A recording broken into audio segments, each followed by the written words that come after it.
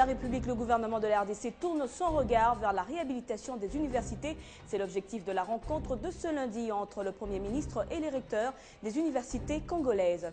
Et puis 10 millions de dollars américains du gouvernement congolais pour l'acquisition de 6 locomotives modernes pour la SCTP. Ces locomotives dont la signature du contrat a eu lieu ce lundi vont desservir la ligne entre Kinshasa et Matadi.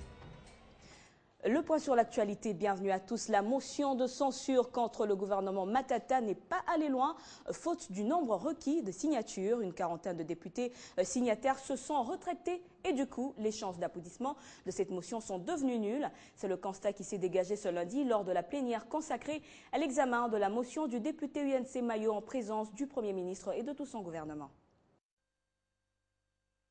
C'est une ambiance peu ordinaire ce lundi dans la salle des congrès du Palais du Peuple. Plusieurs membres des cabinets ministériels ont accompagné les ministres du gouvernement. Question d'être fixée sur l'essor de l'équipe Matata. À l'issue de l'examen et l'adoption de la motion de censure de l'UNC Mayo, appuyée par 136 députés de l'opposition et ceux de la majorité. Mais la surprise a été désagréable pour l'auteur de la motion et ses autres co-signataires. Le désengagement d'une quarantaine des députés concernés, majorité comme opposition. Et la tension est montée par moments dans la salle. Motion alimentaire. Motion alimentaire. Et l'essor d'une motion qui pêche d'emblée sur le plan de la forme, avec moins de signatures exigées et connues, la démarche est stoppée net. Autre conséquence logique, le Premier ministre Matata Ponyo est à l'abri d'une menace, même si le devoir de rendre compte reste permanent. Et les réactions des députés sont allées dans tous les sens. Je suis triste pour la journée d'aujourd'hui, telles que les choses se sont passées, en énervant la Constitution et notre propre règlement intérieur. Je crois qu'il faut, avec ça, on a rabaissé le niveau de l'Assemblée nationale. C'est décevant, mais bon, les hommes sont ceux qu'ils sont. Il y aura une réunion du groupe dans les 48 heures et on prendra la décision qu'il faut. Mais cela étant, on a bien vu qu'ils ont retiré leur signature. Il faut se poser la question, pourquoi l'ont-ils retiré? Nous n'étions que dans la procédure et cette procédure a été entachée d'irrégularité parce que pour qu'on examine, qu'on soumette la question sous discussion de la motion de censure, il faut 125 signatures. Et comme il y a retrait des signatures, c'est-à-dire qu'on n'est même pas arrivé à 100 et on ne pouvait pas poursuivre. Pour nous, le gouvernement Matata doit continuer parce que le Premier ministre Matata fait très bien son travail. Les attentes de Jean Baudouin Mayo et celles de ses collègues ont été certes nombreuses, mais la décision des 40 co-signataires, que beaucoup ont accédé légitime, a tout simplement chambardé les choses. Il faut dire que c'était un moment très attendu puisqu'il y avait un monde fou, vous allez le voir. Nos reporters qui étaient sur place reviennent ici sur l'ambiance qui a régné à l'extérieur de l'hémicycle du Palais du Peuple avant l'arrivée du Premier ministre Matata Ponyo et des membres de son gouvernement. Fanfare, danse, musique folklorique, voilà l'ambiance qui a régné à l'extérieur et aux abords du Palais du Peuple avant l'arrivée du Premier ministre Matata Ponyo ainsi que le membre du gouvernement. Sympathisants, adeptes et membres des partis politiques de la majorité présidentielle étaient alignés pour soutenir le gouvernement Matata sous l'effet d'une motion de défiance initiée par un député de l'opposition depuis la semaine dernière. Nous sommes venus pour soutenir le gouvernement. Il fait un bon travail, nous les soutenons. Et on demande à ce qu'on les laisse travailler parce qu'il a des ambitions, il a de bonnes choses pour ce pays. Pendant que les débats étaient houleux à l'intérieur du Parlement sur cette motion qui accuse le gouvernement Matata, notamment de mégestion, certains, comme cet étudiant, estiment qu'il fallait lui laisser encore du temps. La grande motivation pour nous, ce n'est même pas notre bourse. C'est que toutes les classes sociales doivent bénéficier de l'action de ce gouvernement. Et nous voulons qu'on laisse ce gouvernement évoluer et que ce soutien-là que nous nous apportons aujourd'hui, demain, ça puisse les interpeller aussi pour qu'ils prennent en chose la question des étudiants et de toute la communauté de la République. Cette motion de défiance a suscité un véritable tollé dans la classe politique congolaise depuis plusieurs jours, mais qui a fini sans course ce lundi lorsque 40 députés nationaux ont retiré leur signature. Autre chose à présent, le secteur éducatif bouge en République démocratique du Congo. Vous le savez, après avoir lancé les travaux de réhabilitation et construction des infrastructures scolaires, l'exécutif national se penche maintenant vers les instituts supérieurs et universités. Ce lundi, après la réunion de la Troïka, le Premier ministre Matata Ponyo a échangé avec quelques recteurs des instituts supérieurs et des universités. Objectif, voir de quelle manière ce creuset du savoir pourra contribuer au redécollage du secteur éducatif en RDC. Le secteur éducatif est un volet qui retient l'attention du gouvernement que dirige Matata Ponyo. Après avoir donné le go pour la réhabilitation et la construction de 400 écoles à travers la République, le Premier ministre tourne son regard vers l'enseignement supérieur et universitaire. D'où cette rencontre avec les recteurs des universités congolaises. Le Premier ministre a voulu, par cette rencontre, donner l'occasion à tous ces responsables des institutions d'enseignement supérieur de contribuer à la réflexion sur la production, la création de richesses et de leur distribution dans un pays émergent comme le Congo. L'université, c'est le creuset du savoir, de la formation d'abord et du savoir, et un milieu qui doit nécessairement apporter sa contribution, pas seulement d'une façon théorique, mais d'une façon pratique et pragmatique, n'est-ce pas, à la résolution des différents problèmes sociaux et économiques de notre pays. Il faut donc un financement conséquent pour réhabiliter ce secteur, ce qui justifie d'ailleurs la présence à cette rencontre des ministres de l'économie et des finances. Le financement à ces universités, surtout de la recherche. La recherche ne doit pas être une recherche de chambre, ni de bureau. Il faut que les fruits de cette recherche que nous effectuons actuellement dans nos universités et instituts supérieurs soient apportés au gouvernement pour qu'il rende vraiment service au peuple congolais. La RDC compte 11 universités publiques réparties dans chaque province qui nécessitent une réhabilitation pour qu'elles jouent réellement leur rôle, celui de l'encadrement de l'élite. Après le secteur éducatif, Monsieur le Premier ministre, quelle sera la prochaine étape ? Je vous l'annonçais au sommaire, 10 millions de dollars, c'est le montant déboursé par le gouvernement central pour l'acquisition de 6 locomotives modernes pour la SCTP. La signature de ce protocole d'accord est intervenue ce lundi entre les responsables de la SCTP et de la société sud-africaine Transnet. Ces locomotives pourront donc desservir la ligne entre Kinshasa et Matadi. Mathieu Kamango.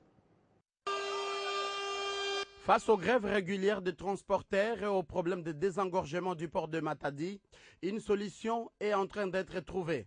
Ce lundi, la ministre du portefeuille Louise Munga a présidé la cérémonie des signatures du protocole d'accord entre la SCTP et la société sud-africaine Transnet pour l'acquisition des 6 locomotives.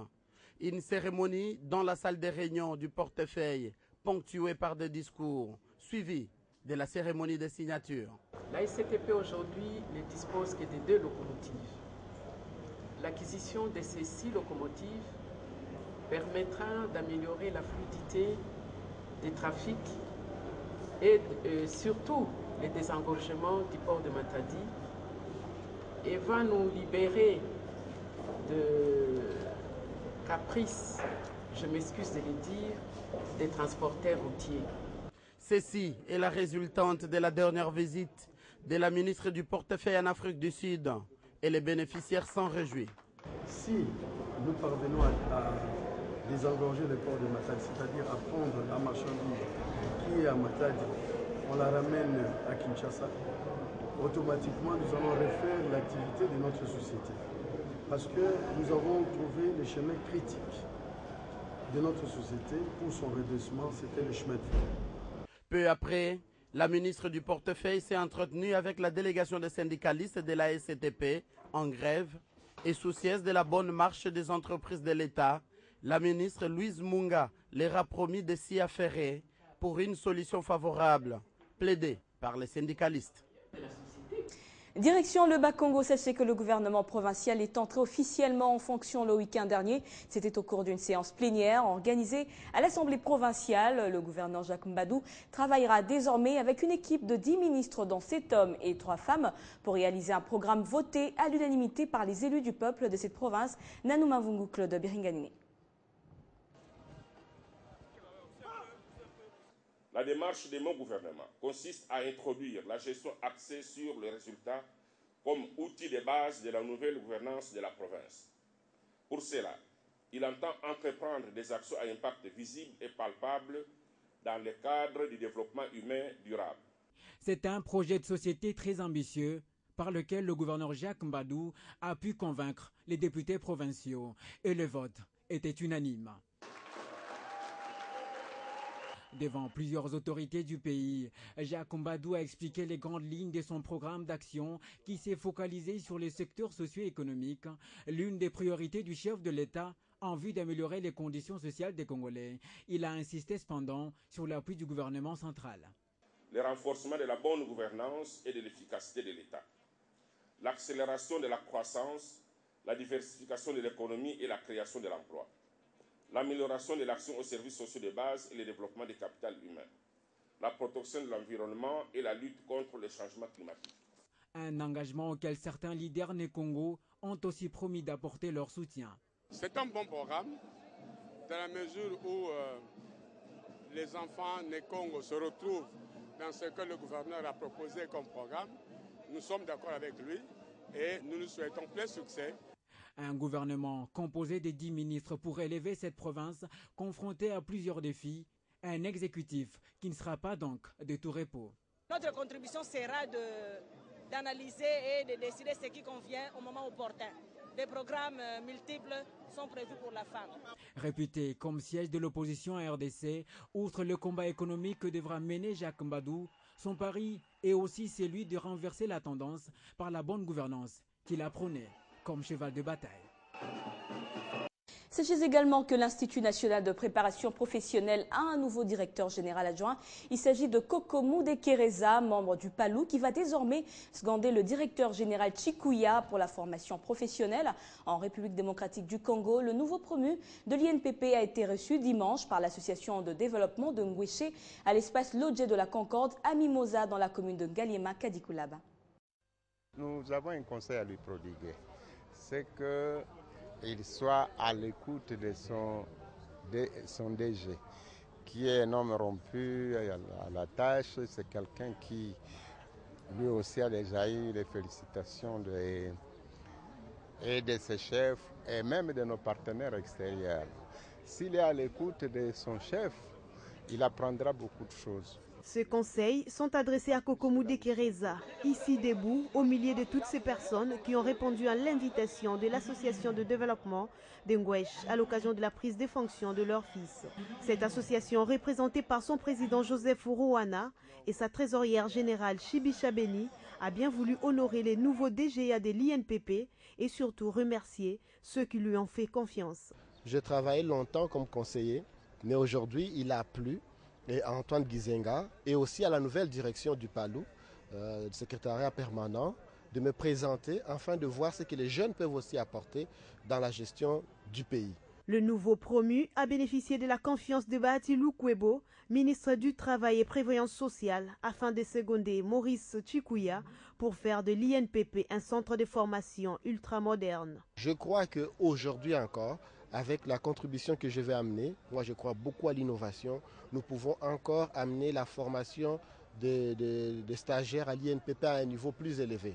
L'Institut national de préparation professionnelle est l'un des grands instituts de formation en République démocratique du Congo.